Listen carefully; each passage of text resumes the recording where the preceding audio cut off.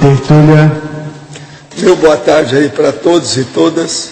Hoje é dia 12 de maio de 2011, quinta-feira. O verbete é 1927. Tem 6 páginas, 49 elogios e 13 máximos. O tema é tara cultural. A especialidade para patologia. Quem redigiu isso aqui com muito critério das 6 páginas foi a nossa professora Beth, ou Elizabeth, que está aqui na Câmara, ou na poltrona dos réus, acompanhado hoje pela assessora Rosa. Elas estão preparadas com o 10 e com a tara de vocês, tara cultural. Definologia.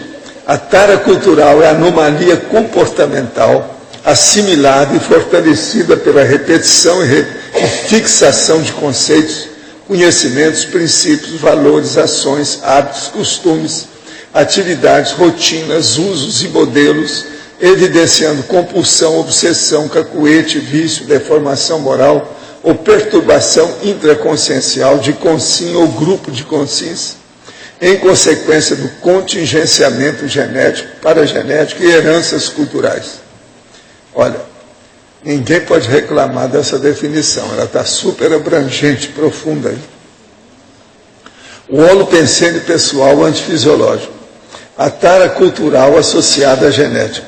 A tara cultural é herdada da mesologia. Os registros, as lembranças, as memórias dos fatos pessoais ou coletivos, ao modo de anais indestrutíveis, fixando taras culturais. A sucumbência pessoal às pressões culturais. A abrangência da tara cultural contaminante.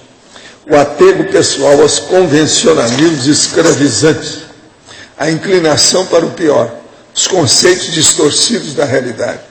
A transmutação da tara nosográfica para o autodeterminismo produtivo.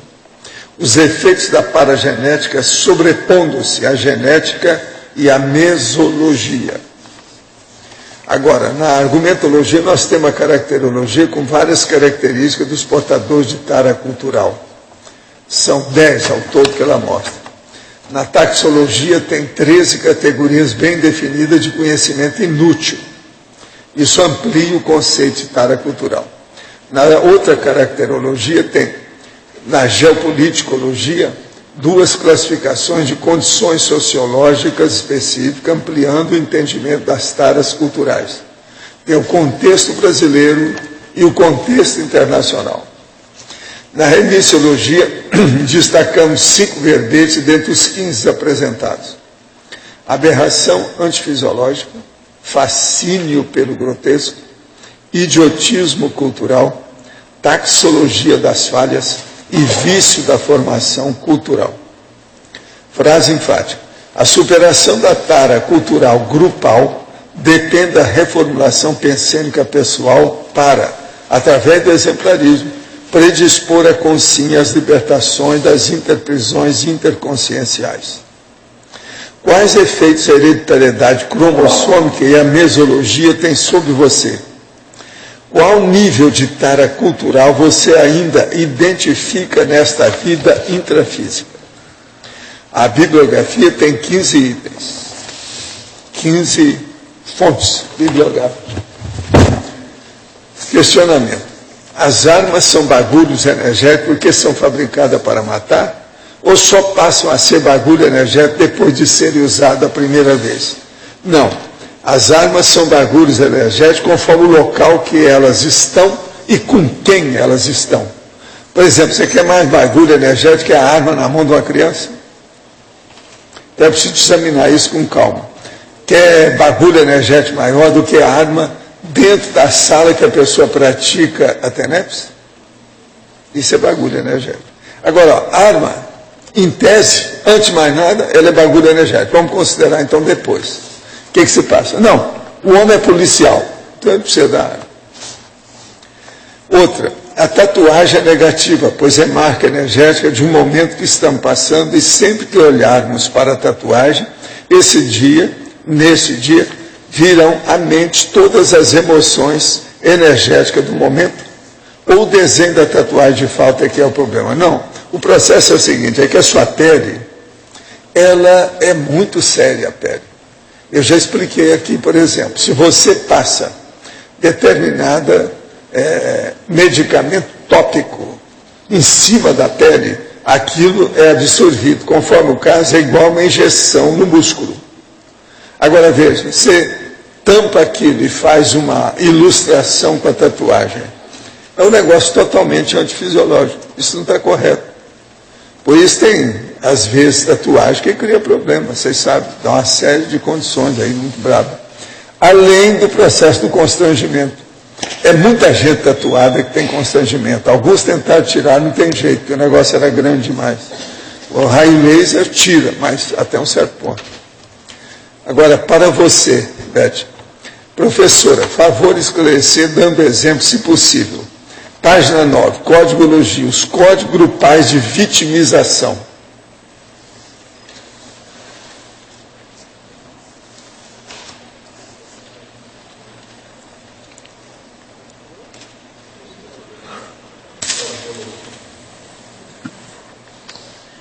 Códigos grupais de vitimização. Por exemplo, na hora que uma família ela está toda dentro de um processo de reajuste e ela fica se vitimizando pelo processo das vidas, das pendências que ela tem, ela se transforma num exemplo, né, mais doentio para as suas inter-relações, para os seus pares.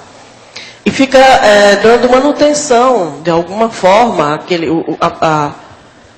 a política interna da família, por exemplo, ela se transforma numa condição de um código. Por exemplo, a máfia, né? É um código interno, mais brabo, né, nessa condição em que se transforma no coletivo, né? Na hora que a pessoa, que o grupo, ou uma pessoa dentro do grupo, ela muda a sua forma de pensar, ela sai da vitimização e ela começa, a partir do seu exemplo, mudando, ajudando esse grupo a mudar esse código, né? Saindo mais da vitimização e assumindo mais responsabilidade dentro do grupo evolutivo para sair daquela condição. Espero que tenha ajudado. Página 9, efeitologia, o efeito nocivo das automutilações evolutivas. Muito bem. O efeito nocivo das automutilações evolutivas. Por exemplo, a scarificação, ou até mesmo a tatuagem, que é moda, de algum momento é moda, mas você faz aquela marca e ela fica eternamente para você. Um outro efeito é o efeito do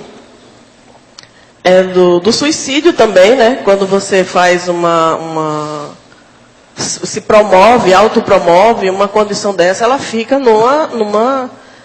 evolutivamente você vai repercutir com aquilo, você vai sempre ter aquele efeito, aquela condição, aquela marca, né?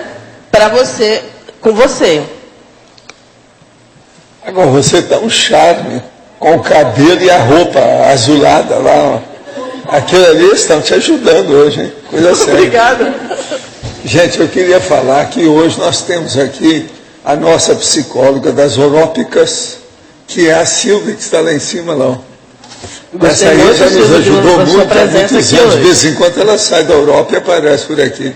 Estou só lembrando que ela está presente hoje. Qualquer coisa, vocês apertam a dona aí. Vamos ver o que se passa. Tá certo? Gente, então, ó.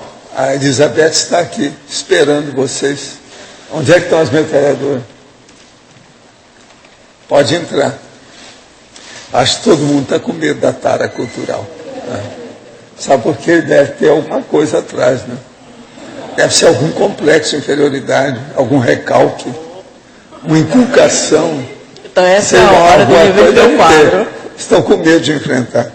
As 6 páginas. Aqui você colocou 3 aspectos bem importantes na definição, que é, né, o contingenciamento genético, paragenético e heranças culturais.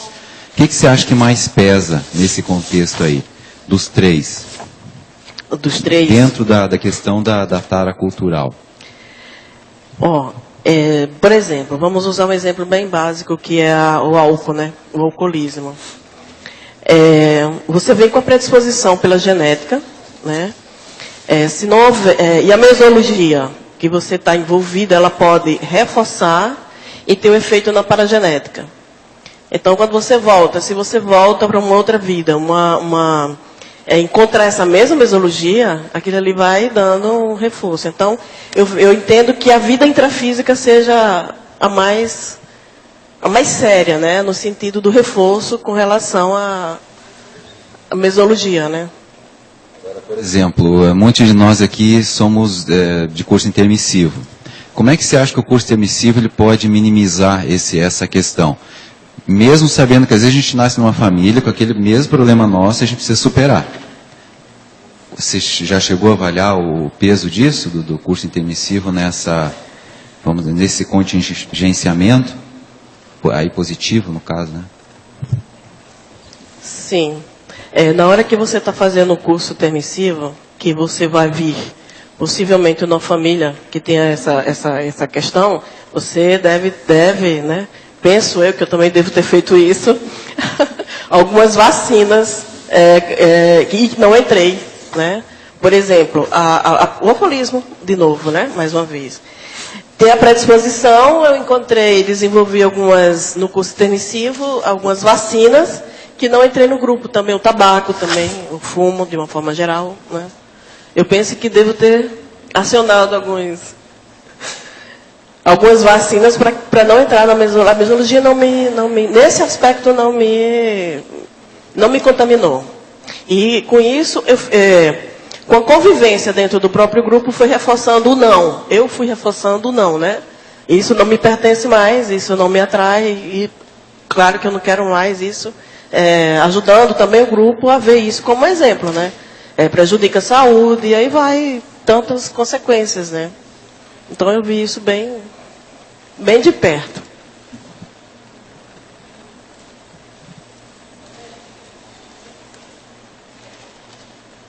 Não dói não, pode perguntar, se eu souber eu respondo.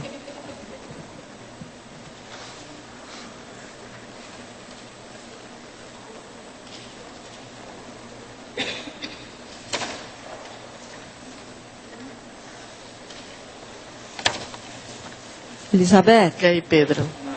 9. Acho que não foi comentado ainda a última sentença da fatologia, tara cultural enciclopédica. Enciclopédia? A tara cultural enciclopédica. Isso. Esse aqui eu peguei uma deixa do professor, né? Que ele disse assim, quando a gente começa a estudar, né? A construir um verbete, a estudar, você é um vício, é uma tara, né? Então, de alguma forma, ela é positiva pela repetição. Não, nesse caso aqui, não que ela seja negativa, mas pela repetição, a vontade, o desejo de continuar e fazer sempre melhor. Isso ajuda no processo. Se tem algum resíduo, né, de alguma tara mais inútil, você vai para uma condição mais produtiva, né? Elizabeth, aqui na B. E aí, Patrícia? Na bibliografia específica, no número 6, você fala sobre uma revista Galileu, Os Segredos das Miniaturas. Você poderia falar um pouco sobre essa reportagem, por favor? Essa reportagem, ela fala um pouco sobre a condição que o pesquisador, no caso da reportagem, ela tinha uma psicose com relação às miniaturas. Então, tudo que ela eu não estou lembrando exatamente o detalhe da reportagem, mas ela trazia bem esse enfoque Você acha que era uma coleção? Da paixão dela, dessa pessoa, para fazer as miniaturas. E com isso ela tinha uma condição que era da cleptomania, que se eu não me falha a memória, é a palavra mais correta. Então, para ela, era uma coleção, sim, mas ela tinha esse lado da tara, né? Que levava a um desvio Vou fazer a sua coleção, né? Independente de como, né?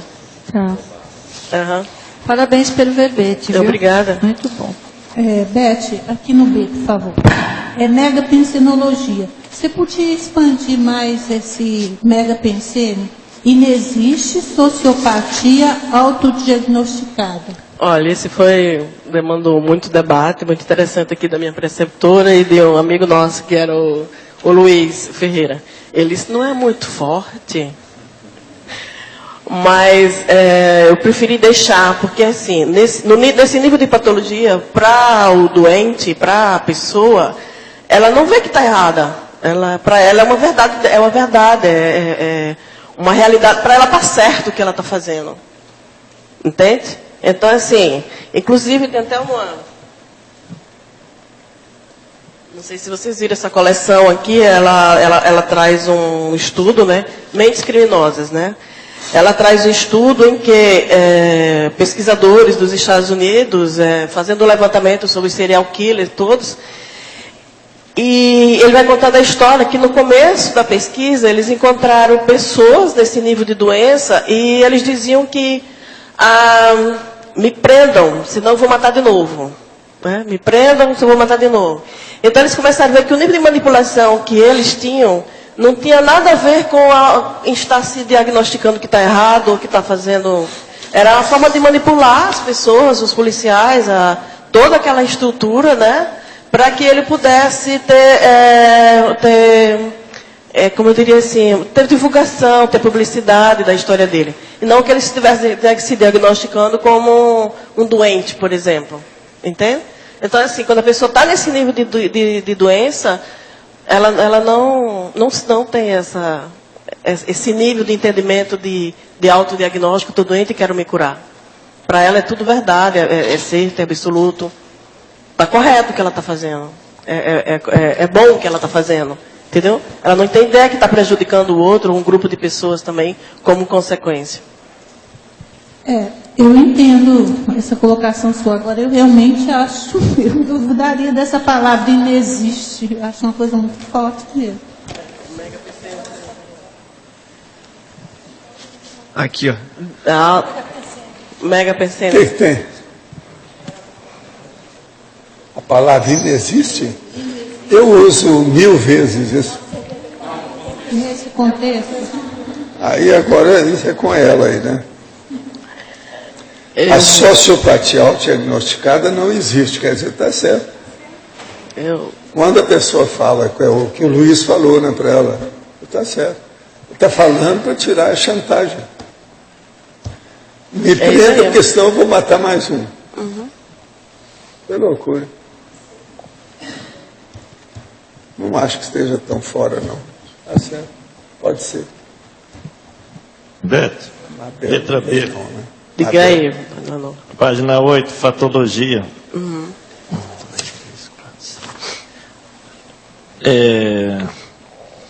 O desvio da conduta moral. Poderia ampliar para nós? O desvio da conduta moral.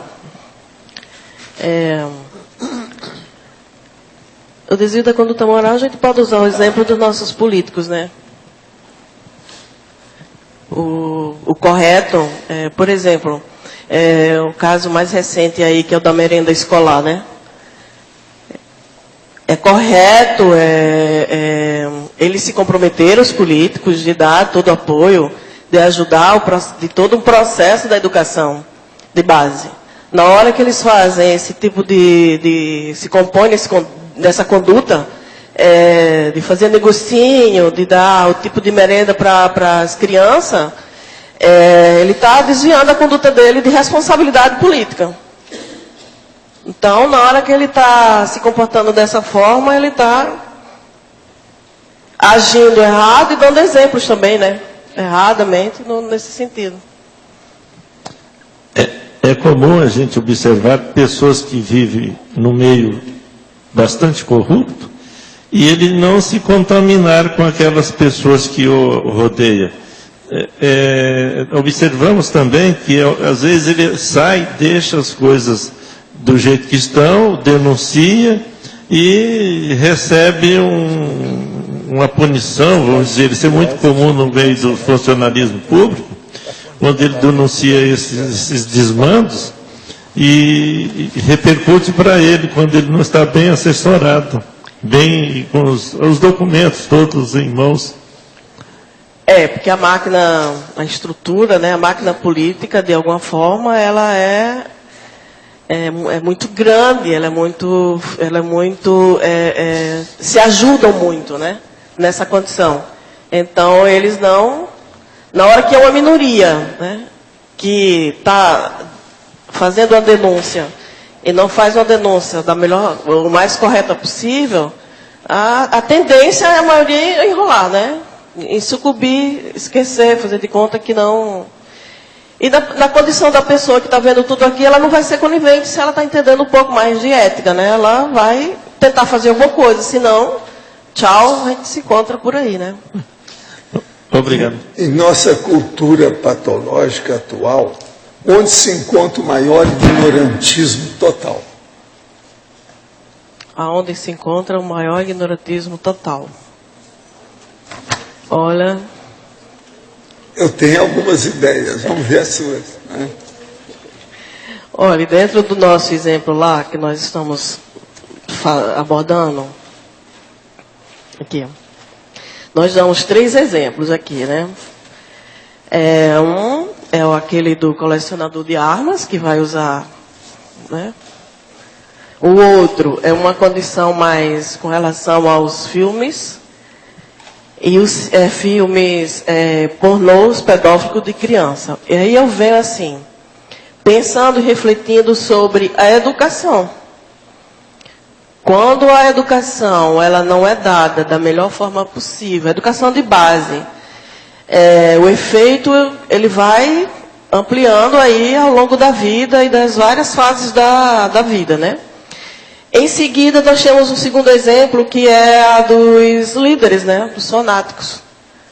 Então, o efeito de uma situação dessa, assim, é duradouro para vidas subsequentes, é duradouro na condição da consciência. Então, vai a questão mais da liderança, né, da liderança política, com relação a deixar ou a levar a uma pessoa, a um grupo de pessoas a fazer tal nível de anomalia, né? Uma das coisas piores talvez seja o ditador genocida, igual o Muammar Gaddafi, esse que está lá, matando civis, aquela coisa toda. Agora, o segundo que eu falo sempre são os fanáticos religiosos, os líderes religiosos fanáticos que matam os outros. Tem a gestante bomba, menino bomba, homem bomba. Mas, professor Valdo, e essa infibulação que é ordem, que é cultural e que tem esse efeito absurdo a partir dos líderes? Essa é uma tara cultural. Gravíssima, a tara né? cultural religiosa, a tara cultural política, Isso. Em pleno século XXI. Uhum. Agora aqui, sempre pensei que bonsai fosse alguma forma de tortura na natureza. É isto? E extrapolando para o estrangeiro, o que poderia ser? Eu acho que é. Entende o que você está falando aí?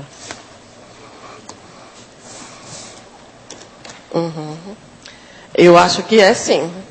Porque o próprio processo da natureza, né, o próprio processo da própria planta, está havendo desrespeito aí. A planta é um ser vivo. Exato. Ela já precisa de ser podada. Mas ela não precisa ser mutilada.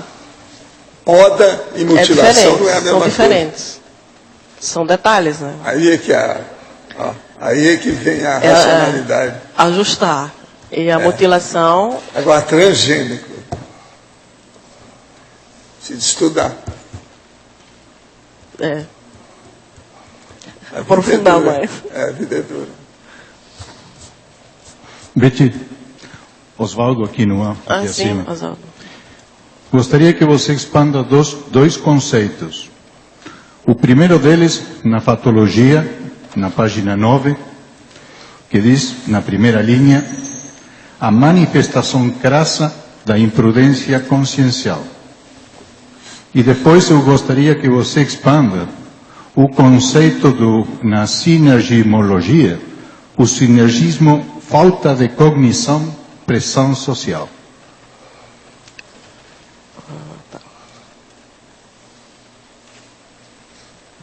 A manifestação crassa da imprudência consciencial. Por exemplo, na hora que termina um jogo de futebol, em que aquele grupo sai quebrando tudo, acabando com todo mundo, queimando tudo, acho que isso é uma imprudência, a manifestação crassa dessa imprudência consciencial. Um outro exemplo que cabe aqui também, na hora que você encontra, porque você está revoltado com alguma coisa, você se manifesta desestruturando e quebrando uma outra pessoa, né? Um outro ser que está ali do seu lado. Não tem um equilíbrio para lidar com a frustração, por exemplo, que no caso do futebol isso é muito, muito evidente, né? E quanto ao sinergismo, ou a falta de cognição, né? Um exemplo aqui interessante é a condição na hora que você não tem ainda cognição com relação aos valores, você se deixa entrar pela pressão social. Por exemplo, as festas de rodeio, ela é uma expressão, faz parte daquela cultura, daquele local, né? Usando animais, por exemplo. A própria pressão da vida, daquele momento, ela não está conseguindo discernir e respeitar o animal, por exemplo. Né? E ela entra nessa pressão da moda, ela entra na pressão porque faz parte da cultura da cidade, e com isso ela comete aquele desatino, né? Deu para lhe atender? É que está faltando cognição, no caso da pessoa, do respeito a uma vida. Pode ser uma vida animal, pode ser uma vida, um ser humano. O valor no sentido da condição dela, de respeitar ela como que ela está, como que ela é. E com isso ela entra naquele rolo compressor e sai acabando, né? Entrando na pressão social. Um outro exemplo também, Oswaldo, é a condição do carnaval, né? Então, assim, nós temos uma reportagem aqui em que não é nem tanta falta de cognição, não, mas são as mulheres que elas têm uma profissão, elas têm um curso superior, mas elas se sucumbem àquela condição da pressão social do carnaval. Então, ela não tem essa ideia de executar a profissão dela. A profissão dela é se preparar o ano todo para brilhar no carnaval, se quiser dizer assim. A pressão social do carnaval vai engolindo a... Elizabeth, um pouco porque você está falando disso, eu queria incluso sugerir para você colocar esse negócio de, por exemplo, na Espanha, o processo cultural da tourada, né? Que é a maior tara cultural que a gente... Aqui. Tem, eu procurei e não achei. Tá, então desculpa, eu tinha procurado, não tinha achado. E também no negócio cultural que tem agora, por exemplo, na Espanha, a Feria de Abril, que eles chamam, né? Que é um grande acontecimento, onde eles fazem muitas procissões, autoflagelações, todo esse negócio lá é cultura, é super exaltado, e a maior tara cultural que a gente pode ter, né? Porque é uma coisa terrível que eles fazem, né? Sem meu problema. Professor, a sinalética que tenho quando chego perto de pessoas com nível alto de assédio é dos meus cílios tremerem, principalmente o esquerdo. Isso é normal? Quem está desenvolvendo o processo de parapsiquismo pode tremer o processo das pálpebras, etc. Tal. Isso faz parte do serviço. Você deve ser jejum. Está começando agora, engatinhando. Agora, para você. A professora Verbetógrafo poderia ampliar na efeitologia, página 9, o efeito nocivo das automutilações evolutivas e os efeitos paragenéticos do mau uso do soma. Pronto, nós já falamos um pouco aqui sobre o efeito nocivo da automutilação. Por exemplo, as tato, as escarificações, que são modas, né? E ela está mutilando o soma. Os efeitos paragenéticos do mau uso do soma, ele permeia isso também, né? Essa condição da paragenética e também a questão eu usei o exemplo do suicídio, né? Quando você não usa bem ou não está usando, não está satisfeito com aquela situação em que você faz uma autodessoma, né, que você dá um tiro na cabeça, toma um veneno, qualquer coisa parecida, você não está cuidando, não está usando o soma corretamente, e aquilo ali vai ter um efeito na sua vida, né, na extrafísica e, consequentemente, na vida seguinte. Deu para... Agora, o outro é os efeitos paragenéticos do mau uso do soma. Você viu essa segunda aí? É isso? Agora, você só faltou falar em voodoo, tatu e tabu. Ela fala aí dos tempos. Fala, não. Voodoo, tatu. Ela fala voodoo, tá, lá na tatu página. E tem um tabu. Todos os usos estão aí. Né? No contexto internacional, na caracterologia segunda, o item 9, né? Beth. Ok. Aqui na B. Só para fazer um comentário contigo aqui na página, na efeitologia. Acho que o som está baixo, gente.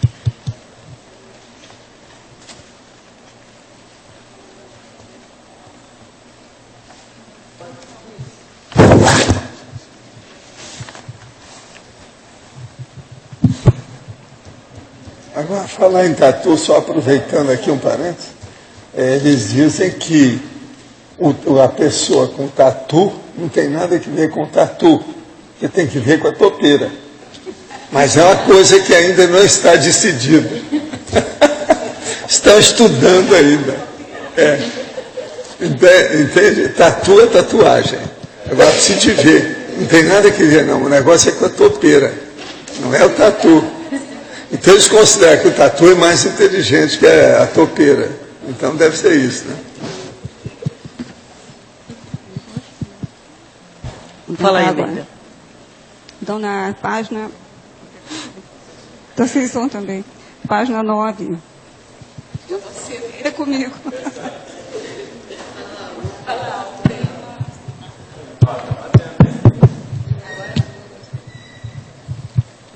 Página 9. Na patologia, segunda linha de baixo para cima, bem no finalzinho. Você colocou a transmutação da tara nosográfica para autodeterminismo produtivo. Você podia exemplificar como é que se pode fazer isso? A transmutação da tara nosográfica para autodeterminismo produtivo. Eu estava falando um pouquinho antes, Neida, com relação, quando o Pedro falou da tara cultural enciclopédica, né? Quando você começa a ter interesse, né? Por exemplo, no nosso caso aqui, de mudar de patamar, você já começa a vislumbrar a condição da nosografia em que você está vivendo e que você começa a fazer as reciclagens, você entra nessa fase de transmutação. Leva um certo tempo, viu? Que você está saindo daquela condição assim, mais doentia, que você tem hora que você identifica que precisa mudar, aí tem hora que vai atrás, né? E aí você começa a consolidar essa autodeterminação de fazer algo produtivo. Então você começa a fazer... É uma fase de transição, em que você sai desse nível de patologia mais crassa, que é dentro da tara aqui que nós estamos mais abordando, para essa condição mais sadia. Então você vai fazendo essa transmutação dessa nosografia para o homeostático. Só mais uma questão. Aqui na masculinologia, bem no final da primeira linha, você colocou o dominador. Na feminologia, a dominatrix. Eu só queria entender essa dominatrix.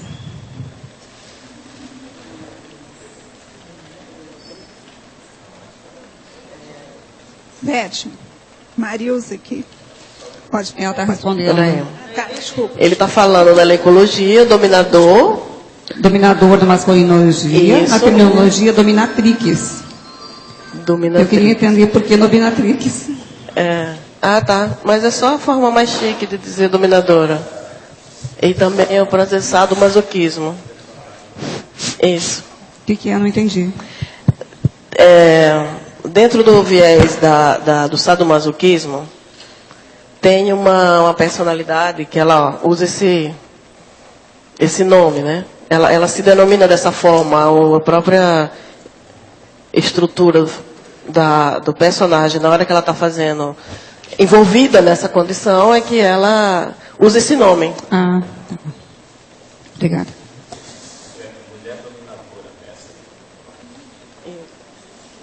Beth. Está altamente. Posso falar agora? Pode sim, Pode? por favor. É o seguinte, na página 10, eu queria que, por favor, você aprofundasse um pouco sobre a síndrome da ectopia afetiva. Depois, se possível, eu gostaria de fazer outra pergunta ainda na página 10.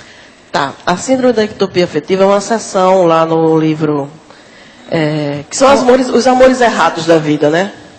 Que pode ser uma pessoa, pode ser um objeto, pode ser a si mesmo, e aí vai. Então, é a forma como você leva os afetos. Que pode ser por várias categorias, né? A relação com o objeto que você tem, a relação com outra pessoa, a possessão, o ciúme, e aí vai. É dentro desse... E lá na seção do Pacífico, se não me falha a memória, ele tem toda uma seção com várias categorias dessas formas erradas de amar. A consciência está dizendo que está amando, né? Mas ela tem todo esse processo de forma de expressar esse amor, pelas coisas, pelas pessoas, por objeto. Ok. A outra é na caracterologia, no número 4, eu gostaria que você aprofundasse um pouco as paracicatrizes. Como identificar uma pessoa que queira se identificar com essas paracicatrizes? Por exemplo, o pedófilo. Ele está na categoria lá da síndrome, né? E ele também está aqui na hora que ele já vem com essa fissura, né? Porque ele só, na vida intrafísica, ele reforçou uma patologia. Então ele já vem com essa patologia, uma predisposição que aquela ali possa, mais uma vez, se manifestar. Atende? E também um outro aspecto aqui com relação às paracicatrizes, né? O professor Valdo também tem falado muito aqui nas tertúlias, em que o correto é que você, o correto assim, forma de expressão, mas assim, quando você está caminhando o processo de desperticidade, né? Você está com todas as suas paracicatrizes mais saradas, né? Mais positivas, porque você está superando aquelas dificuldades, aquelas fissuras, e lá na frente você tem vários registros, né, que te podem lembrar que aquilo ali está superado. Professora Elizabeth, na trinomiologia, página 9, poderia comentar os 3 trinômios? Acriticismo, autocorrupção, autoassédio. Crendice, delito, tradições. Recorrência, recrudescimento, cronificação.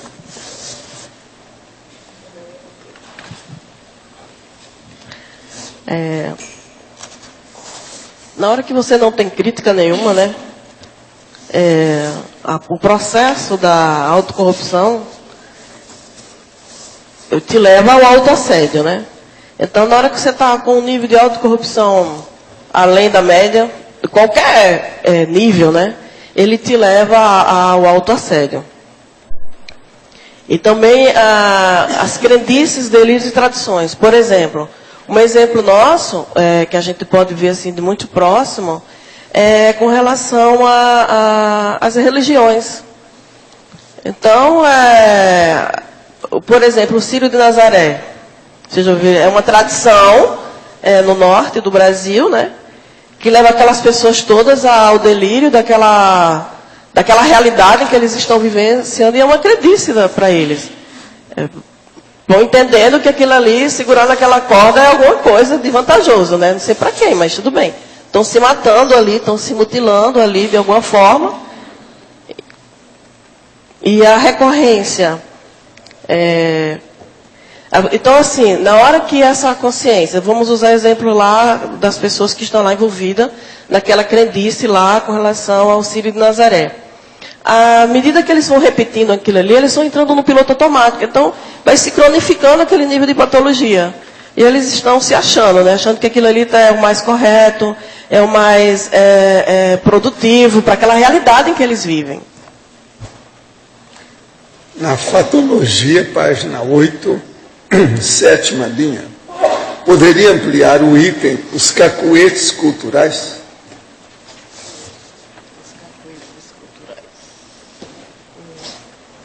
Os cacuetes culturais, acho que mais significativo aqui é as ortofexfex, né?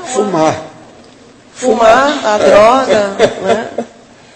Essa por aí. Exato.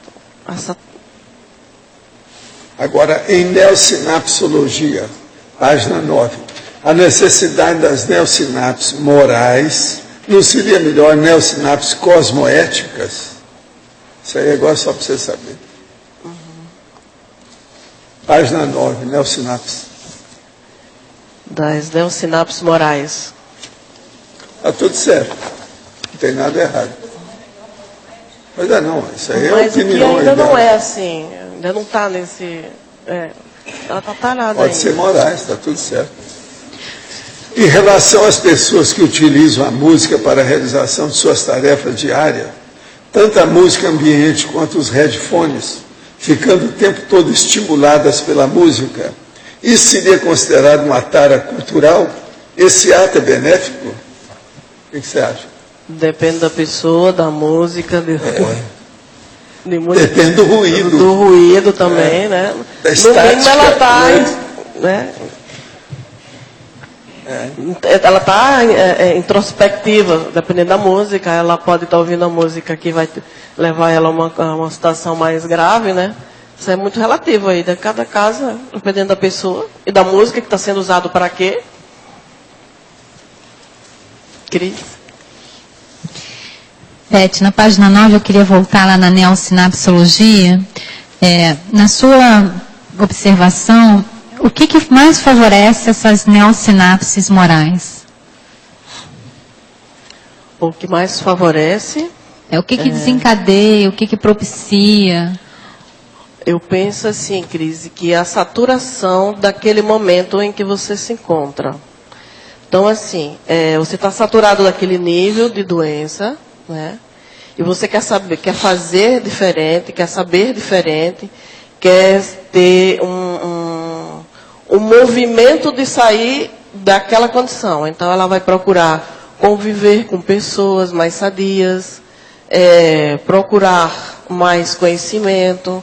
Ela vai sair da inércia e ser mais proativa para sair dessa... e fazer essa conquista. Porque na hora da saturação, ela começa a ver essa necessidade de investir em algo diferenciado daquela mesmice que ela está vivendo, entende? E uma outra dúvida também, em códigologia, na mesma página, você fala aqui dos códigos grupais de vitimização coletiva, né? Você pode dar um exemplo de um código grupal de vitimização coletiva? De vitimização coletiva. A gente já tinha falado um pouco antes, né? Desculpe, eu estou retardatária. Mas assim, olha,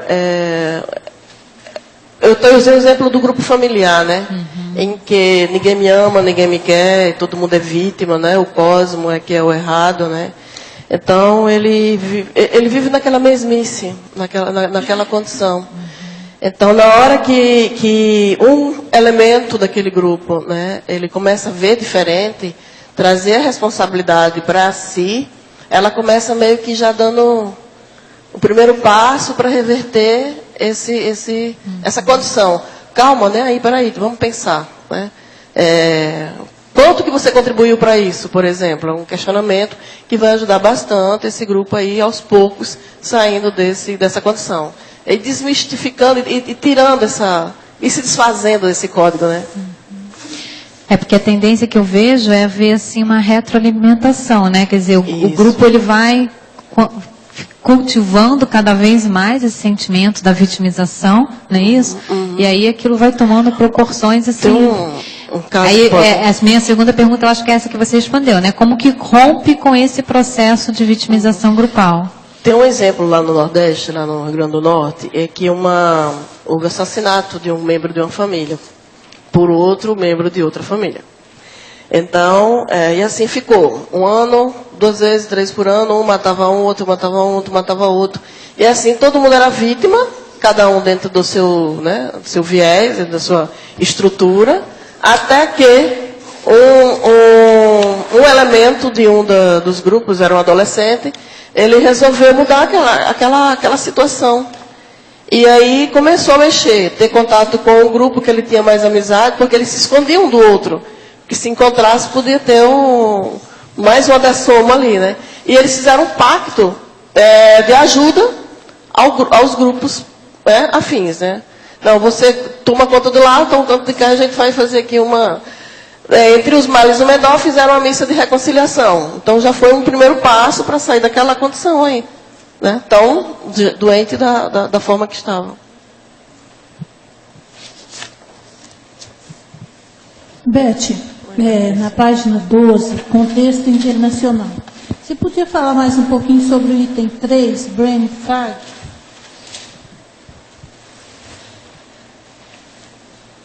Do contexto internacional, no item 3.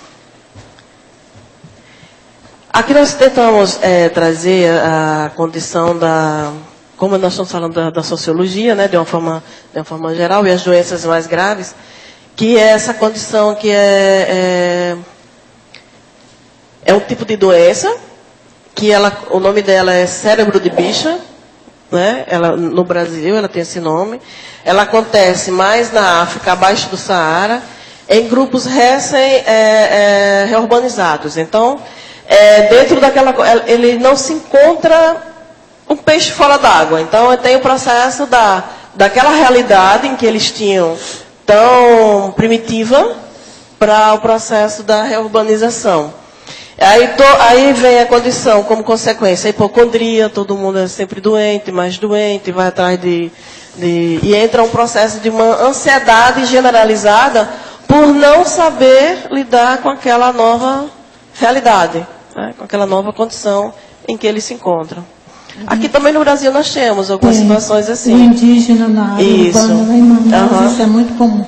Exato. Parabéns, está muito legal. Obrigada. Beth, gostaria que você falasse um pouquinho dos excessos no Orkut, Facebook e no Twitter. Eu não acesso essa parte, não conheço muito, se podia falar um pouquinho mais. Olha, eu também não, mas eu tive que aprender agora com isso, viu? Eu fui aprender a lidar com essa condição, mas aqui eu tive que fazer também, né, uma página no Facebook. Não está desatualizado, porque eu queria entender como era que funcionava aquele negócio. Então eu tive uma assessoria técnica de uma das minhas filhas, né, para montar todo aquele esquema lá. Mas assim, não sei se você viu o caso de uma atriz que dessomou, em que ela usou o processo do Facebook para fazer a propaganda da doença dela. Então assim, tem de tudo, né? Você compartilha informações, você compartilha também doenças, né? E ela foi falando, fazendo isso é um excesso, que aquele ambiente da internet não é usado para isso, não deveria ser usado para isso, né? Mas ele é usado para compartilhar também patologias.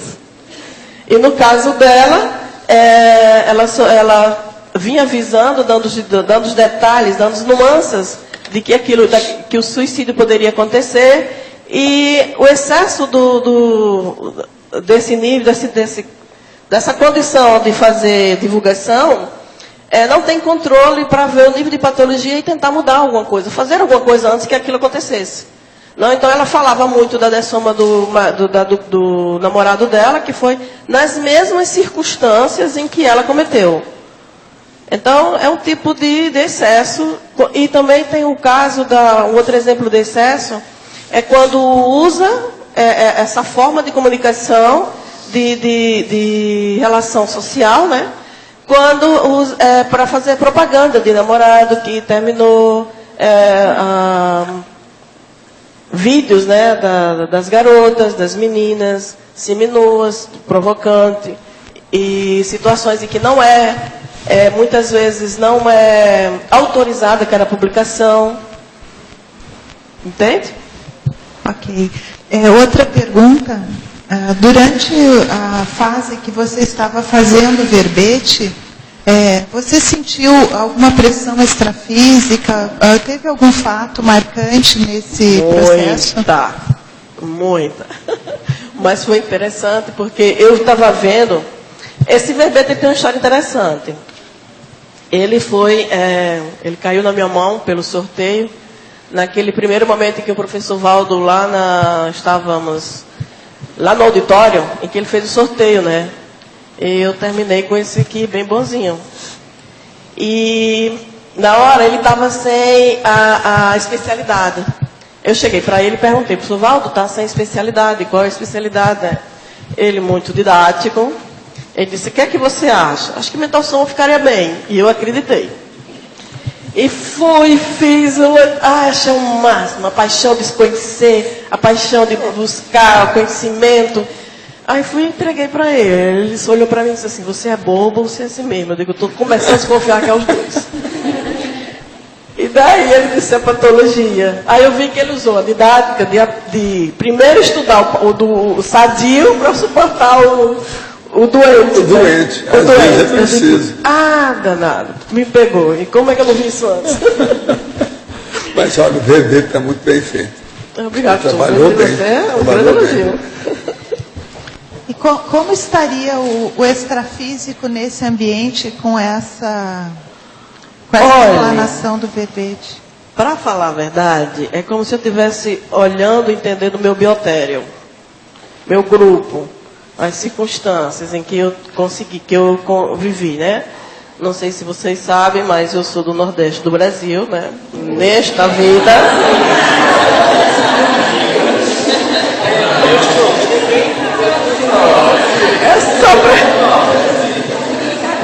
Ela veio estudar Conscienciologia. E compareceu todo dia. Não que não tenha em outras partes do Brasil, mas lá, assim, algumas dessas categorias assim são muito evidentes. Então a questão, por exemplo, das touradas, que é na Espanha, tem o rodeio, que é no Nordeste. Tem as vaquejadas, que são aqui. A vaquejada é uma consciência em cima de um cavalo para derrubar um boi. Então ele sai simultâneo, né? Solta o boi e solta o cavaleiro, né, no cavalo. Então vai tentar conseguir. Quantos em menos tempo ele conseguir fazer isso, né? Então já viu. Aí é o troféu. Outra coisa também interessante, que eu acho que a parceira ali, a Laura, vai entender. A monarquia. Vocês sabiam que com relação eu também seria bom você perguntar para a Beth. E os jipes na areia, já são caras? Mas, professor, olha só. Com relação ao Brasil, o Nordeste é quem tem maior número de castelos construídos. E com relação ao Nordeste, o Rio Grande do Norte é quem tem o maior número de castelos construídos. Também. E os jipes da praia? E também é para brincar, né? Que é para depois de visitar os castelos, você vai passear na praia. De vez em quando ele cai, mata alguém. Porque eles são abertos, né? E as dunas são móveis. E se a pessoa não souber lidar com elas, né? Se for motorista desprevenido, ele não sabe como é que ela vai estar o caminho do Mas como é no Rio Grande do Sul, você sabe, é uma tentação. Tem que fazer, né? É uma terra muito bonita, venta todo dia. Rio Grande do Norte. Rio Grande do Norte. Para não dizer que eu sou seu colega. Seu fado, ela corrige na hora. A amiga aqui já está defendendo aqui o Rio Grande do Sul. Pois é, o Rio Grande do Sul está criando deserto. Agora, lá no Nordeste já né? Na praia. Né? Não precisa de criar. Não, aí já é tudo natural, né? Elizabeth. Ok. Parabéns pelo verbete. Escuta, olha quem é que está falando aí. Eu gostaria de fazer uma sugestão, na verdade, no detalhismo, né, na parte de tecnologia. Acrescentar a técnica da INVEX, já que tem como objetivo, um dos objetivos é diminuir a manifestação do porão consciencial e de encontro às taras culturais. Então, eu acho que é uma técnica bem relevante para se acrescentar aqui na tecnologia. Levando em consideração as emissoras, eu aceito. Você vê, né? Não foi de letra filha. Bom, isso aqui já é o resultado. Valeu. Beth. Oi. Página 10, caracterologia, item 5. Você pode explanar um pouco e dar uma espécie de contraponto? O quê? Poderia repetir, por gentileza? Afro-brasileiro. É inabilidade parapsíquica. Inabilidade? Brasileiro. Isso. Inabilidade de heteropercepção e dificuldade de interpretar a própria realidade. Aqui o exemplo mais crasso é assim, a pessoa que tem o que a gente chama assim, o parapsiquismo destrambelhado, né? Ela tem parapsiquismo, mas ela não sabe lidar com ele, né? De forma mais adequada, né? É inábil para lidar com o processo do parapsiquismo. E com isso, ela tem essa visão distorcida. Por exemplo, na hora que ela tem uma percepção, ela tem uma reação e não sabe decodificar aquilo. Então, o contraponto seria o desenvolvimento do parapsiquismo cosmoético, que umas ferramentas que nós temos aqui no CAREC são as dinâmicas que ajudam bastante a gente entrar no eixo com relação ao parapsiquismo. Ele entendeu? Minha sobrinha passou por um trauma e já frequentou a psicoterapia. Porém, minha irmã, mãe da criança, retirou do tratamento. Vejo que minha sobrinha ainda precisa de ajuda profissional e a própria já pediu para a mãe colocá-la na psicoterapia de novo. Porém, minha mãe fala que não vai colocar porque o pai da criança não quer e afirma que psicólogo não resolve nada. Já tentei esclarecê-la. Como posso ajudar minha sobrinha nesse contexto? Olha, aí é você fazer amizade com a psicóloga e levar para jantar, etc. Às vezes ajuda para ter contato com a criança, né? E outra coisa, indo lá a psicóloga, dá um jeito de fazer umas sessões com o pai dela, que o pai é que está precisando mais de psicólogo. Tudo é a realidade, a gente tem que falar na cara, não tem jeito, eu não estou falando quem é. O que a autora pensa a respeito da consciência-terapia, da progesterapia na tara cultural? Isso é a Marta Ramiro que está perguntando a você. Bom, digamos que a anomalia aqui, todo processo de doença é questão de nível, né? Então, se você está numa condição de autossaturação e não quer mais ficar naquela condição, a consciencioterapia é uma excelente ferramenta. Você tem que pedir ajuda, procurar ajuda. Principalmente quando você já começa a se identificar, entender que está naquela condição e não quer ficar mais naquela condição. Então, vamos procurar os universitários, que é a consciencioterapia e demais, né, que possam nos ajudar.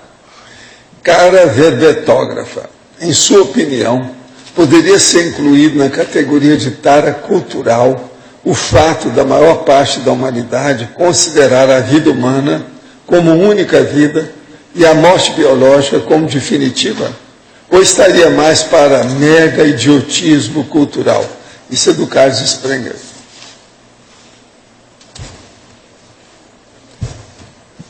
Agora pegou. O que você acha? É mais O que você idiotismo, quer? né? Tara cultural ou mega idiotismo cultural? Acho que é mais idiotismo cultural, né? Está mais Eu caracterizado assim. É porque é maior. Né? É. Agora, para você, para ver Beethoven, na história da humanidade, uma das maiores taras que se tem conhecimento é a religiosa.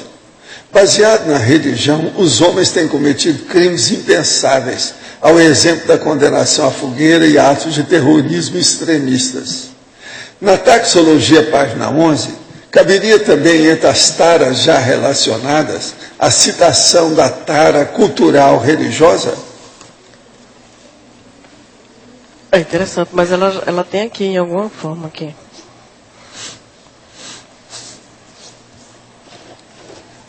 Você fala de homem bomba aqui, né? É. Já está falando alguma coisa. Já existe. Mas eu posso ampliar, sim. Comecei o curso de psicologia esse ano e gostaria muito de ser consciência terapeuta.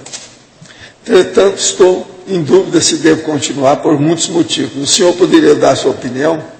Não, a primeira coisa, a gente teria que saber quais os motivos que se apresentam para deixar o curso de psicologia.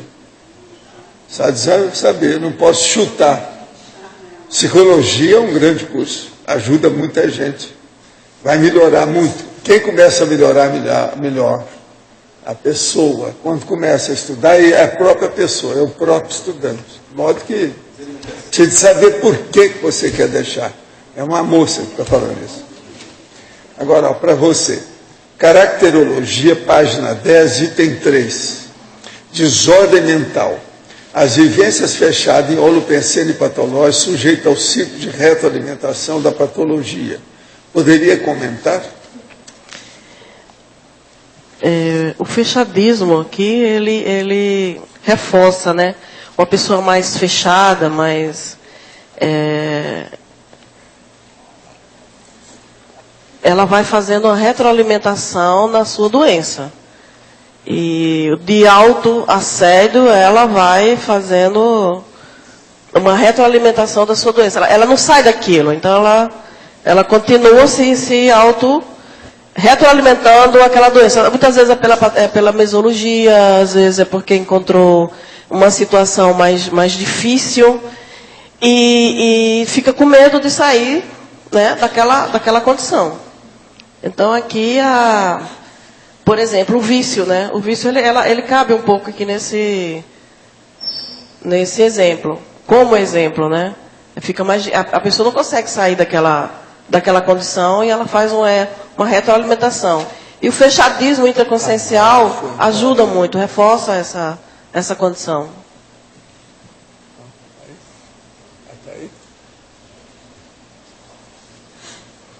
Recentemente li o livro Autocura através da reconciliação.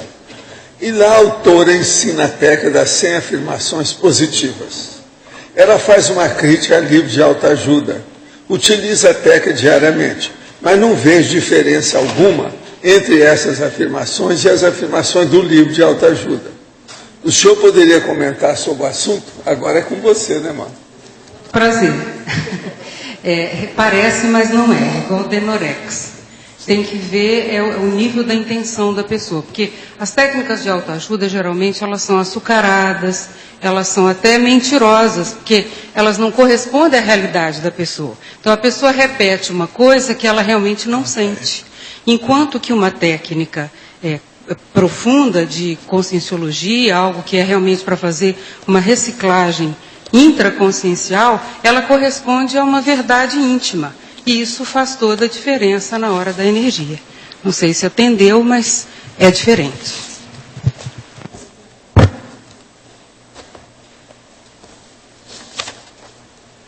Aqui no ar. Na página 11, em taxologia, no item 13, caberia aí também rinha de galo? Não sei se você pensou nisso. Caberia. Valeu, Fernando. Tá? Uma sugestão, Inês de Galo. Eu queria fazer uma pergunta sobre o item 9, sectarismo. Na página 11, o item 9, sectarismo. Você já refletiu sobre o nosso grupo aqui da Conscienciologia? A gente não incorre no mesmo risco aqui de sectarismo também? É preciso ter muito cuidado, autocrítica, né, muito discernimento, para que isso não ocorra, né? Então, tem um nível de diferenciação do que nós compreendemos como sectarismo, né? Mas também nós temos assim que ficar muito atilado para que isso não aconteça, né, para esse nível. Então, o nível de autocriticidade e heterocriticidade é muito vacina, né? Para que isso não aconteça aqui conosco.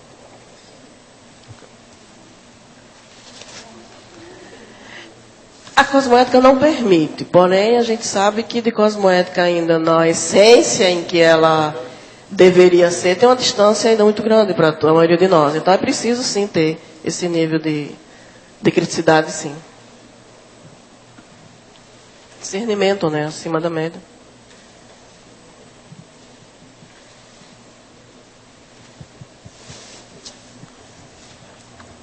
Quem é que está com o microfone?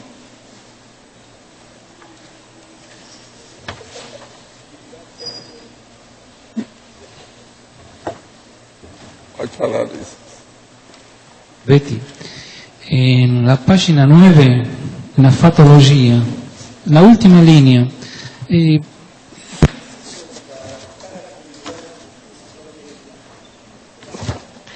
nós já falamos, esse tara, ele tem aspa, né? Sim. É a condição em que você está fazendo estudar a enciclopédia, para a enciclopédia, com o mesmo nível e detalhamento de repetição, de vontade, de desejo de fazer algo produtivo. Então ele tem algumas características da tara, mas não é uma tara doente, né? Porque a repetição e paixão é o que tempera a tara. Mas não nesse nível aqui, é pelo desejo de proatividade de conhecimento, de obter mais informação e qualidade de informação. Então você está contribuindo para isso. Mas... Se você observar aqui, para chegar em tara, tem umas condições anteriores, né, em que você vai no crescendo até chegar a essa condição. Mas quando a pessoa chegaria aqui a, digamos, a ter um matiz, uma nuance de tara cultural enciclopédica? A nuance que é exatamente essa que nós falamos, assim, por exemplo, todo dia nós estamos aqui, é uma condição repetitiva, né? Sim. Nós estamos aqui. Mas sadia? Sadia? Sim. É isso mesmo. Então? Entre aspas, é só para dar um significado, de uma conotação, de repetição.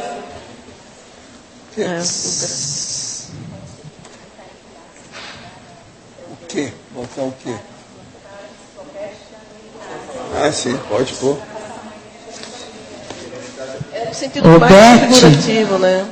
Beth, a repetição, a presença da gente aqui, penso, que não é repetição por repetição. Existe a automotivação em você estar repetindo, mas você está querendo ampliar. Mas é efeito diferente, né?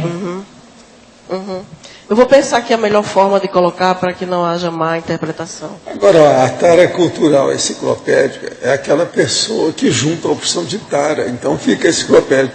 Com certeza. É isso aí que é certo. Foi isso que eu pensei quando eu li aqui. Eu, por exemplo, Lost, temos essas coisas já há algum tempo. Né? Não é isso? É sério não, né, Lost? Tá vendo? Olha, nada como... Não, você que conhece bem o Jarbas, talvez por ser meu parente, ele também. É isso?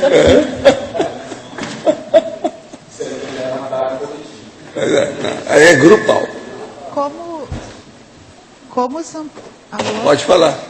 Como os amparadores conseguem chegar nesses núcleos onde tem, por exemplo, deve haver um domínio do extrafísico mais problemático. Quais as técnicas que os amparadores têm para chegar nesses grupos? Para ajudar? Aí é o desassédio grupal, né? Geralmente eles pegam a cabeça, o líder, aquele que tem mais influência. Ele, então, depois é que vai trabalhar com os secundários, os liderados. É isso que tem acontecido mais. Agora, dentro dessa condição, isso aí demora muito. Depende da circunstância. Mas a hora que aquela pessoa se rende, que joga a toalha, vem centenas de outras consciências atrás dela. Por exemplo, um caso que eu acho muito sério é a questão da pornografia no mundo, né? Como da infância, de todos os tipos. Qual o planejamento dos amparadores a longo prazo para melhorar isso? Como seriam as técnicas? O problema é colocar nessa questão aí a visibilidade explícita. Colocar a coisa que está escondida para ela se tornar pública. É o que aconteceu com a Igreja Católica e os padres pedófilos lá, pornográficos, etc. Deve haver um serenão especialista nessa área, né? Agora, essas coisas estão começando a aparecer na igreja, até esse caso que você contou. Conta aí para nós o caso, como é que foi lá da Espanha. Vocês vão ver que isso aí já vinha dentro do processo sexual alterado da igreja, e aí no caso é com monja.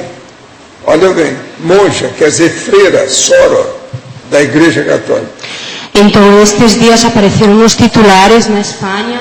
O titular falava assim: niños roubados, que seriam crianças roubadas.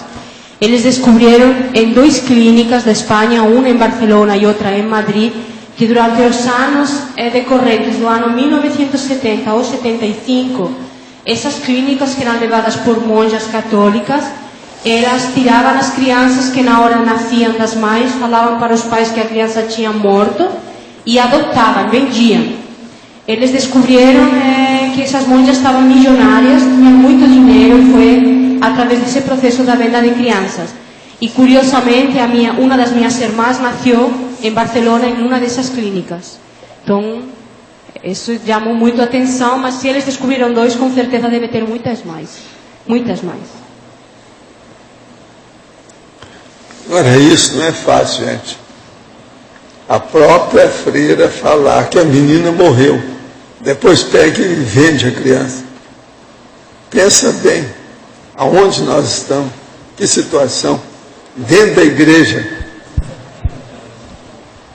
com todos os votos de obediência da irmã de caridade. Já chama irmã de caridade, né? Oivaldo, o pior de todo é que as crianças, que hoje são pessoas mais ou menos entre 38 e 40 anos, elas se uniram todas, são mais de 100 da clínica de Barcelona, elas foram todas lá na clínica onde ainda tinham aquelas monjas, pediram justificação e elas trataram com maior de respeito as crianças, as pessoas, não quiseram nem dar bola para elas, isso é uma antifraternidade total. São mais de 100 casos de 100 pessoas procurando os verdadeiros pais deles. Então, é uma revolução mesmo.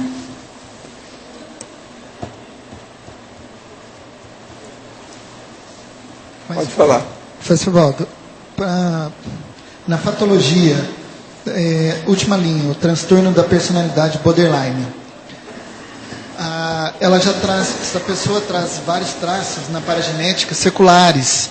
Ela descobrindo agora que ela já esse traço, como é que pode ser trabalhado para ir eliminando esse transtorno? O ideal aí é chegar e falar com um especialista do assunto, né? Psiquiatra, psicólogo, etc. Tratar, consciência terapeuta. É o jeito. É o mais indicado. É uma saída. Gente, eu acho que nós vamos agora passar aí um prazo assim para o nosso caso, certo? Pessoal, por favor, pedimos que desliguem os celulares, ok? E também não teclar o computador na hora da mega euforização. Obrigada.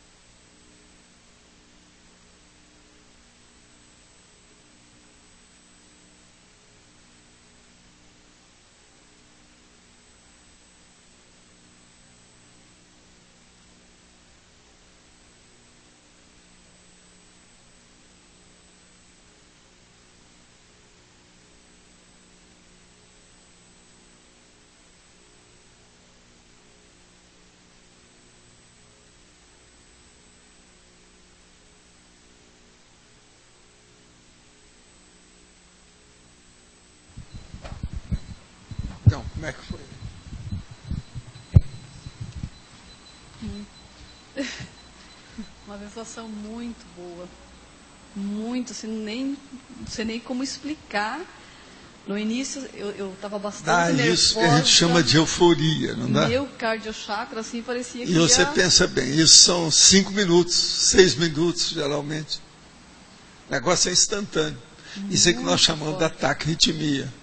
Agora, ó, essa condição que eu estava falando aqui, para eu falar aí para vocês, é o seguinte: isso é a condição ilibada, quer dizer, a escorreita.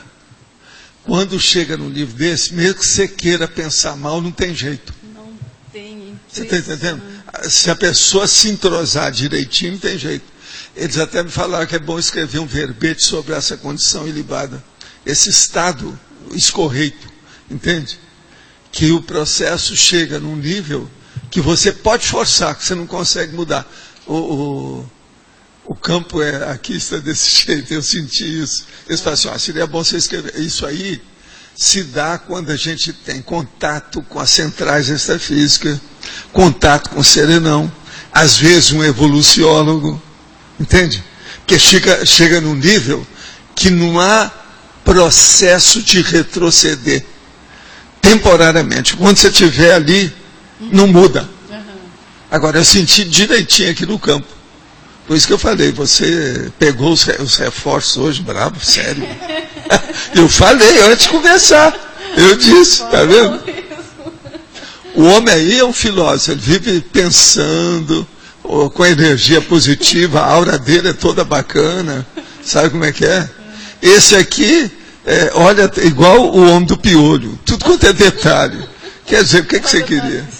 Tinha que acontecer isso, um campo desse jeito. Entendeu? Você está sentindo bem aí agora? Muito, agora eu estou bem. Agora me conta, e você, o que você tem para dizer para nós? Bom, o que eu tenho que dizer é que antes eu fiquei um pouco ansioso, né? Antes do atendimento. E assim que eu me acomodei aqui na cadeira, eu me senti mais tranquilidade e senti muita energia vindo de baixo, assim, me envolvendo. É porque às vezes o campo ele vem de baixo para cima. Mas bem nítido assim mesmo, né? E o cardiochakra também ficou meio acelerado também. Parece que alguma coisa estava mexendo. Mas agora você está sentindo bem. Muito né? bem. Muito bem. Agora, e o chefe aqui, como é que foi lá? Até a metade eu não tinha uma grande percepção, não. Estava calmo, tranquilo, sentia essa energia. Da metade para frente, pareceu que estava numa ágora. Isso aqui aumentou o espaço muito grande, pessoas de roupa branca. E era o contrário, a gente estava em cima e o povo parece que estava embaixo, era como se fosse um monte, não era uma ágora invertida. E aí deu uma tranquilidade muito grande, foi essa sensação que eu tive, que o processo era irreversível, você estava fazendo alguma coisa junto com muita gente, né, e sentiu a presença muito forte aqui do meu lado direito, mas... e aí agora, isso é o nível da mega euforização, vocês começaram a sentir isso, bem claro. Agora, esse campo que está aqui é da mega euforização titular, profissional, sabe? De nível estável. Esse foi muito forte. E outra coisa, já começou forte. Não houve altos e baixos, nem nada. Você sentiu isso? Uniformidade, um padrão, nivelando por cima. A coisa já começou por cima, não começou por baixo. Isso é interessante a gente ver.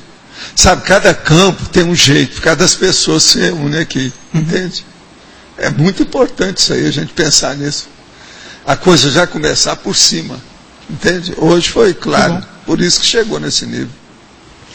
Parabéns a vocês, se precisar, a turma que está trabalhando aí, ó, qualquer coisa, põe dessas 3 pessoas aí, ó, para servir de doador de energia.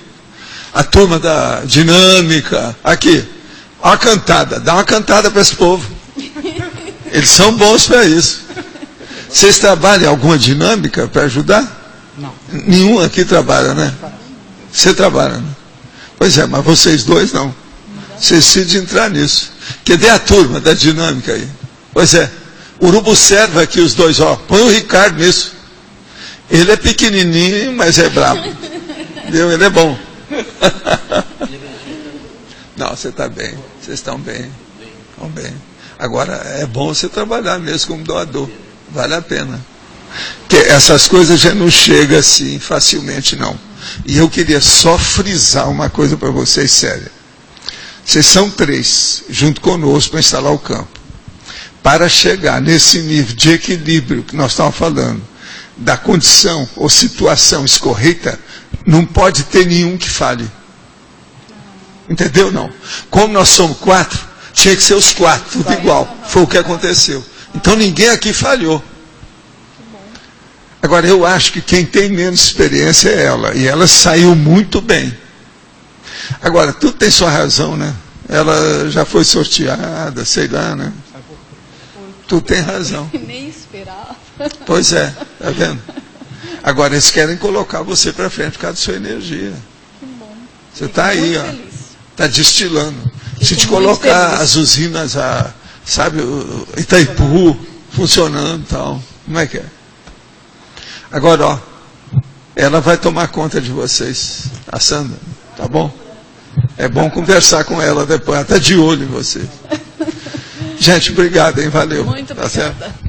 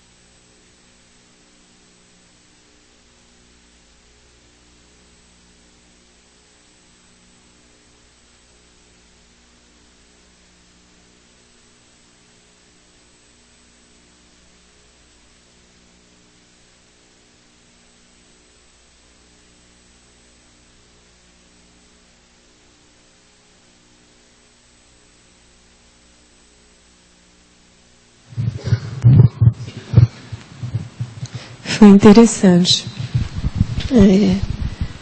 Eu senti logo no começo. A sua hora está mudada. Tá. Tudo branco. Foi interessante. Hoje, inclusive, eu acordei de manhã com muita energia. Eu estava bem diferente do normal. Eu falei, tenho que ficar atenta, porque quando está com muita energia assim, né, as pessoas que têm mais parapsiquismo, o senhor Mário, sempre falam, olha, fica atenta porque vai ter algum trabalho. E então eu fui para a faculdade e fiquei bem atenta. E realmente, se aproximou de mim uma moça e eu comecei a sentir uma mudança, né, na fisiologia, na energia. E eu deixei ali uns momentos e comecei a trabalhar com energia, joguei energia, mas eu senti que o topo da cabeça ficou pesado. E aí, continuei o dia, vim para cá e estava comentando com a Adriana isso. Falei, nossa, mas como eu vou para a mega euforização, né, se tiver algum trabalho, vai ficar por ali mesmo. Eu vim para cá e ainda estava sentindo tudo aquilo, todo esse processo que vinha comigo. Mas chegando aqui, eu comecei a sentir assim, uma vibração muito forte, estou sentindo até agora, nos plantochakras, assim, um tremor mesmo, bem forte, bastante energia ali. E logo começou, eu senti como uma força e energia assim, vindo mesmo, até para empurrar, e um vento mais frio. E eu comecei a sentir um fluxo que vinha do pé e saía pela cabeça. Começou a fazer esse fluxo de subir pelo pé e sair pela cabeça. E no final, eu senti como se a energia fizesse esse sentido. No final, parecia que estava mais forte e ela virava nesse sentido. Quer dizer, eu estou me sentindo melhor, já não estou sentindo mais o topo da cabeça, né, pesado. Estou me sentindo bem melhor. Não sei. Valeu, então. E como é que foi lá, Felipe? Então, eu senti a energia bem nítida, assim, em bloco, assim, sabe? E também vindo dos pés, assim, para em direção à cabeça, assim. E em alguns momentos também senti tipo um ar frio, assim, sabe? Né? Uma brisa mesmo. Né? Isso é por causa do campo. O campo isso. tem disso. E, existe dessas coisas. Então, assim, mas a sensação muito boa também, assim, né? E a energia bem nítida, assim, bem clara, assim. E veio em bloco, assim, comigo, né? Ela percorreu o Holossoma em bloco, assim, sabe? Eles devem ter colocado um chip do jeito que você tem na sua calça. Eu acho que deve ter sido. Para você enfrentar os macacos lá na Amazônia. Tá certo? Pode ter sido. Deve ser para ajudar. Ele tem chip na calça. Então, talvez, é a mesma coisa. Né? Pode ser. E como é que foi você? Eu senti que o campo foi aumentando de intensidade, né, do início para o final. Eu tive essa impressão do Ricardo de que tinha muita gente, mas não de que estava invertido. Só de que aqui era muito mais alto, tinha como se fosse centenas de pessoas e, enfim, elas estavam aí sendo assistidas e algumas estudando a gente. Eu senti bastante esterilização de energia pelo coronochakra e senti esse movimento rotatório que a Magali falou também no final. Não prestei atenção no sentido. Você está se sentindo bem agora? Tô. Tudo bem? Tudo ok? Então valeu, pode falar. O que o senhor sentiu? Porque essa pessoa que se aproximou ainda é um caso, assim, eu percebi como ela estava e tudo, e o caso que ela contou. Não, eles estiveram tirando 2 pessoas. Agora, ó, são 2 jovens que estavam com esse. É uma moça, né? Ela é. Pois é, mas tinha 2 jovens dessomados. Ela é advogada. Tá fazendo que eu não sei quem são 2 jovens dessomados. Eles afastaram. Estavam com ela. Agora, os jovens são concenérios, eles não estão abilolados, entende como é que é? Ela se sentiu bem. Quando eu saí, não, você ela falou, você bancou a isca, a escagem da história. Sim. Você segurou ali alguma coisa nesse sentido. Está na cara. E o senhor viu a relação dos jovens, eles eram desse lado? Alguma coisa com ela, né? Agora, eles já colocaram você aí aqui de propósito para poder fazer a ajuda mais direta. Os 2 jovens eram conceneres. Agora, é jovem assim, 17, 18 anos, mais ou menos. É gente branca, morena clara. Eles devem ter dessomado jovens. O senhor chegou a notar alguma peculiaridade nesse campo, especificamente, assim? Não, eu só vi que eles estavam dando muita energia para vocês, principalmente para ela, para esse caso, e para você, por causa das suas coisas. Eles estão te blindando para você enfrentar a situação. Certo. Agora, ó, na hora eu pedi muito para o seu concurso. Ah, muito bom. Você pensou nisso, não? Pensei. Eu pensei também, para te ajudar. Eu penso isso dia e noite, na verdade. Ainda ontem eu estava falando com a Graça, que eu estou pensando muito no Felipe, concurso dele. Ontem eu falei para a Graça. Agora chegou aqui, eu pensei naquilo na mesma hora. Certo. Muita energia. Ele deve estar blindando você aí. Vamos ver o que vai dar. Vamos torcer. Isso aí. Isso aí. Tá certo? Obrigado. Durante aqui o campo, eu pensei também em 2 situações. Uma foi uma aluna que dessomou agora, faz menos de uma semana, ela tinha 18 ou 19 anos. E aí queria saber se o senhor percebeu alguma coisa sobre ela. Não, foi tudo tranquilo. Aí do seu lado eu não vi nada assim mais sério, não. Tá? E a outra coisa foi no nosso evento que a gente está organizando, né, o Fórum de Responsabilidade Planetária. Quando eu pensei no fórum, foi mais no final aqui do nosso campo, e eu senti uma intensificação de energia durante esse momento. Tá bom. Você sabe, o Juarez deve estar chegando aí hoje, né? Está sabendo? Né? Inclusive, ele está participando, ele vai participar, acho que ele vai fazer a abertura do fórum. Né, e ele já deve estar com pergunta para ele se ele vai estar aí, porque ele é muito Ele já ocupado. Confirmou. Já? Ele confirmou. Ele deve chegar hoje, que ele vinha sábado, mas ele adiantou. Ele deve estar chegando aí, né? Gente, então, muitas graças. Valeu.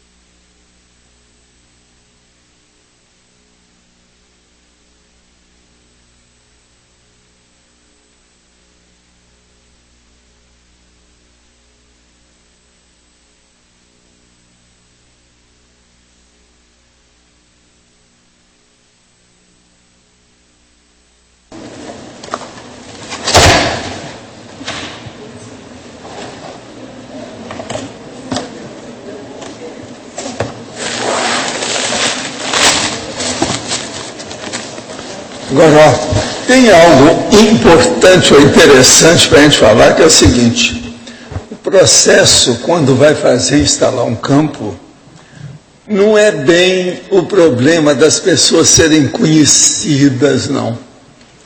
Às vezes ela pode ser até desconhecidas, mas se o nível de energia estiverem no mesmo nível compatível, harmônico, adequado, aumenta o equilíbrio, vocês estão entendendo? Por isso que é muito difícil a gente instalar com 4 pessoas para tudo dar certo. Está entendendo? O que é que eu falo? Quando juntam 3 pessoas, o que acontece? Como é que eu chamo? Já é uma multidão. É assim que eu falo? Então, é um problema. Agora, por exemplo, esse primeiro campo que nós instalamos, talvez tenha sido o que bateu o recorde. Matéria de nível que coincidiu. Agora, outra coisa séria. Não adianta nada, também no meio dessas 4 pessoas, todo mundo está bem ali, mas é preciso ver o dia, aquele momento, essa tarde, como é que está a pessoa. Então, as coordenadas do sinergismo, a associação, você está entendendo? Não é fácil de chegar nisso. Você entende? Eu não lembro de nenhum que foi assim, alcançou esse nível aí, deles chegaram a falar para mim, porque eu notei e falei assim, olha, esse aqui está num nível aí que está irretocável, vocês não podem reclamar. Aí eu falei assim, ó, seria bom até você escrever sobre isso, que é essa condição, entendendo? Irretocável do nível. Numa condição dessa, dentro daquele campo, você pode querer pensar mal que não vai. Fica assim, você está entendendo? Desmoralizado o mal. Ele não chega, aquela ideia negativa não cola. É totalmente refratário a condição. Vocês estão entendendo? Agora veja, isso é que é o mérito maior da mega euforização. Mas veja, eu nunca falo nisso aqui porque já não pode exigir isso das pessoas. Ela tem que descobrir isso por si. Ao passo que ela vai melhorando o processo da energia e da euforia, ela chega nisso um dia. Aí ela vai ver o que a gente está falando. Entende? Por enquanto não dá. Então você vai fazer um verbete em condição ilibada? É mais ou menos uma coisa dessa, né? A situação, no caso aí, ilibada, escorreita, irreparável, irretocável. Você está entendendo? Talvez seja o irretocável. Então é a condição irretocável. Agora veja, ela é cosmoética, ela é de equilíbrio, ela é de harmonia, ela é de sobrepairamento. Agora, até que ponto isso aí seria a parte prática da imperturbabilidade, viu, Roberto? É a parte prática da seria imperturbabilidade. Seria o contraponto, professor, da condição da tara cultural? Como é que é? Essa condição seria Pois mas parece que eles coincidiram, levaram a coisa para mostrar como é que é o outro lado do disco. Você está entendendo? É totalmente o outro lado do disco. É o antípoda total positivo. Agora, gente, numa condição dessa, eu tenho isso de vez em quando, você está entendendo? Mas, por exemplo, aqui nesse nível, eu nunca tive. Em época nenhuma. Em nenhuma dessas experiências. Eu não sei quantas tem atualmente que já foram, mas é um monte, são dezenas delas, né? Agora, então, vocês vejam. Eu não tenho pelo seguinte, que eu estou aqui trabalhando, eu estou a serviço. Eu sou funcionário, empregado, operário da história, entende? Eu não estou trabalhando com isso, eu não quero meu bem-estar. Eu não penso nisso. Agora, quando chega a um nível desse, que o campo levou o bem-estar, que não deu, até eu recebi as rebarbas positivas, como é que fica? Isso é diferente. Vocês estão entendendo o que quer dizer? Agora, a coisa mais séria é essa. Não adianta afinidade entre as pessoas. Precisa de uma série de variáveis para colocar o prisma adequado para encaixar tudo. Você está entendendo, né? Então, são muitas variáveis, muitas vertentes, muitos dados que têm que se juntar e aquilo dá certo para o processo funcionar. Olha, parabéns para você, eu estou esperando agora o livro, não é isso?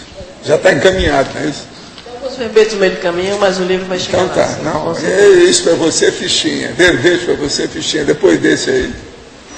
Os nossos comerciais, por favor. Obrigada. As pontuações da tertúlia de hoje foram 100 assinaturas no livro de presença, 23 perguntas presenciais, 18 perguntas respondidas online, 52 votos presenciais, 12 votos online.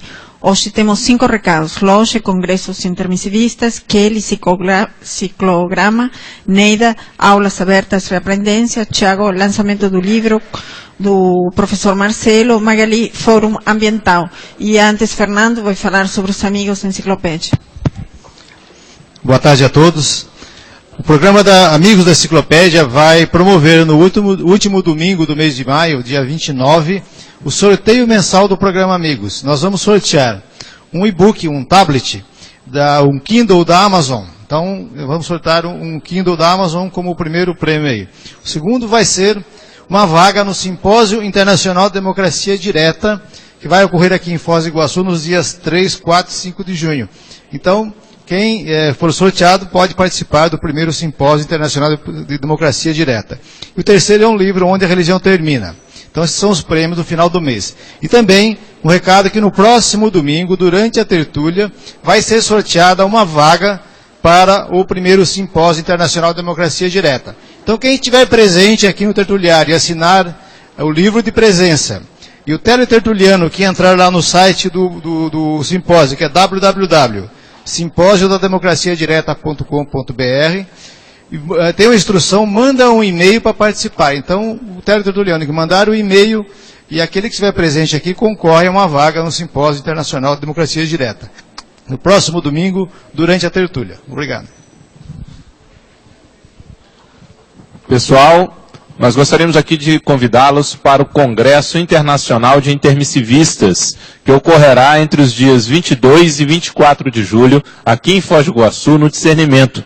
A proposta é fazer uma grande junção, uma grande reunião dos intermissivistas.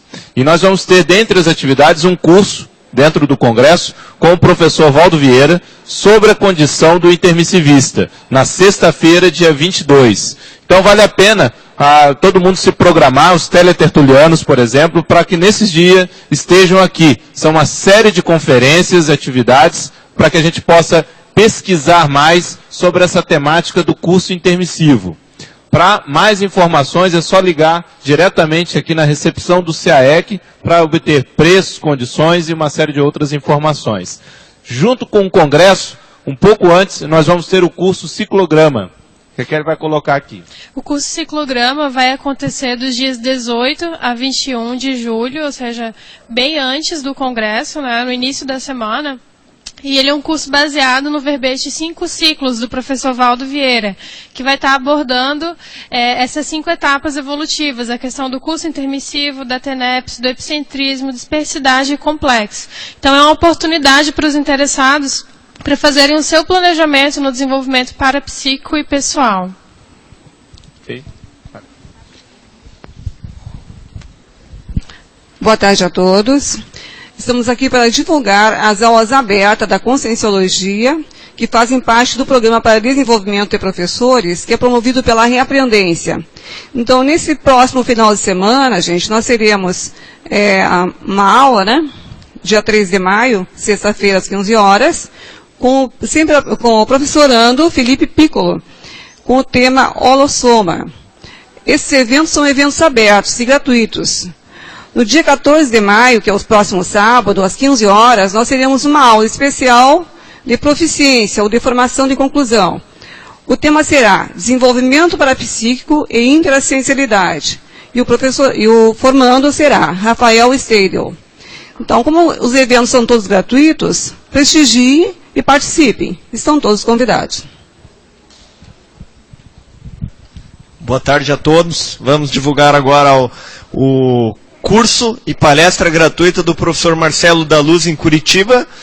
Então, hoje o professor Marcelo da Luz estará nas livrarias Curitiba, às 19h30, para o lançamento da obra Onde a Religião Termina. É aberto, gratuito para todos. Amanhã será no Hotel De Ville, em Curitiba, também às 19h30, gratuito. E no sábado, dia 14, inicia o curso Descrenciologia, também no Hotel De Ville. O curso objetiva análise minuciosa do fenômeno religioso, oferecendo aos participantes instrumental crítico para a desconstrução da autoidentidade religiosa. Muito obrigado.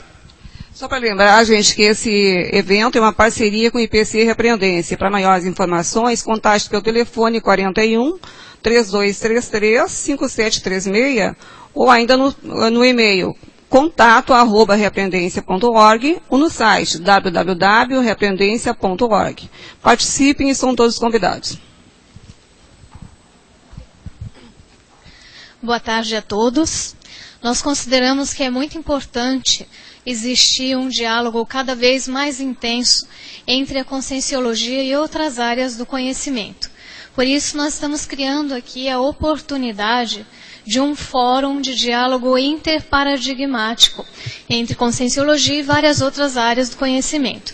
Aqueles que se sentirem motivados a aumentar o seu conhecimento em outras áreas e contribuir com o seu olhar do paradigma consciencial para outras áreas, inscreva-se no evento Fórum de Responsabilidade Planetária. que vai ocorrer em outubro desse ano aqui em Foz do Iguaçu. Nós ainda estamos recebendo trabalhos até o dia 7 de junho. A Magali vai falar um pouquinho mais aqui com vocês.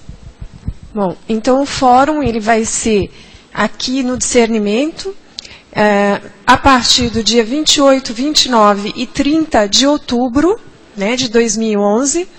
Esse fórum vai ter participações de vários cientistas de todo o Brasil. Então vai vir o Mauro Lins, o doutor orgânico, o Ivan Batista, que é o coordenador geral das unidades de conservação do IBAMA, vai vir também o Juarez Freitas, que é um jurista da PUC, que é conhecido aqui do pessoal, o Marcos Barreto, que é historiador e professor da UFF, o Marcos Sorrentino, ele é biólogo, professor da ELASO, da USP, a Mônica Lepre, antropóloga do INCRA, do Rio de Janeiro, a Regina Dias, médica ortomolecular, também aqui da Conscienciologia, Solange Guimarães, que é geógrafa da Unesp, a Vera Vargas, que é geneticista, e o Arthur Andreolo, que é da UFMG. Então, fora esses que já confirmaram, nós vamos ter mais algumas pessoas que nós estamos aguardando a confirmação. Então, vai ser bem interessante. As inscrições já podem ser feitas no Discernimento, tá? Ou também, para as pessoas que são de fora, elas podem entrar no site, que é o www.responsabilidadeplanetaria.org.br, ou elas podem telefonar também aqui para o 45 2102 1400. 45 é o código de área, 2102 1400. Tá bom? Então a gente convida e espera aí a participação de todos, tanto com os trabalhos de vocês, aquelas pessoas que se sentem relacionadas com o tema, né, de responsabilidade planetária, quanto pelas inscrições, as pessoas que querem estar aí participando do fórum. Tá bom? Obrigada. O VVD eleito para amanhã é Reinclusão Grupo Kármica, especialidade Grupo Karmologia, autora Socorro Fração. Obrigada e boa tarde a todos.